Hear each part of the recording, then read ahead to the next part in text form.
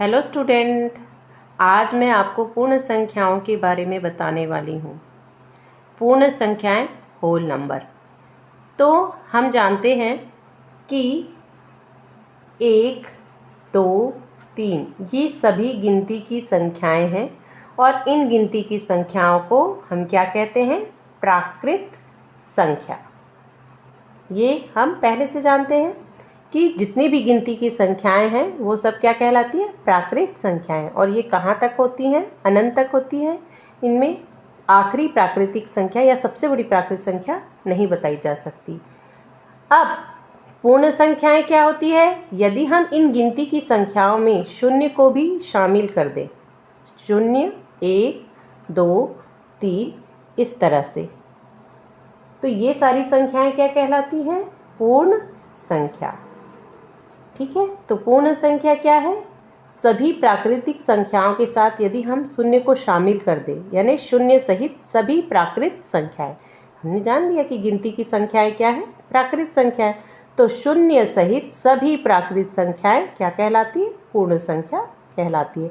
और पूर्ण संख्या के लिए भी हम सबसे बड़ी पूर्ण संख्या नहीं बता सकते और हम सबसे छोटी पूर्ण संख्या बता सकते हैं। तो सबसे छोटी पूर्ण संख्या कौन सी है? सबसे छोटी पूर्ण संख्या, चलिए देखते हैं हम सबसे छोटी पूर्ण संख्या कौन है। तो कौन है वो? 0 है। और सबसे बड़ी पूर्ण संख्या, सबसे बड़ी पूर्ण संख्या हम नहीं बता सकते, संख्या नहीं बता सकते। क्यों नहीं बता सकते? क्योंकि हम यदि कोई सी भी संख्या लेते हैं, कोई सी भी पूर्ण संख्या लेते हैं, जैसे हमने लिया 9008। अब यदि इसमें हम एक आगे बढ़ा देते हैं तो हमें मिल जाता है 9009। तो यदि हम कोई सी भी पूर्ण संख्या ले और उसमें यदि हम एक आगे बढ़ा दें तो हमें अगली पूर्ण संख्या प्राप्त हो जाती है। इसलिए हम सबसे बड़ी पूर्ण संख्या नहीं बता सकते, जैसे कि हम सबसे बड़ी प्राकृत संख्या नहीं बता सकते।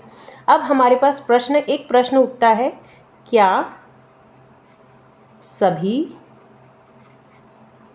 पूर्ण संख्या प्राकृत है? तो सभी पूर्ण संख्या प्राकृत नहीं है।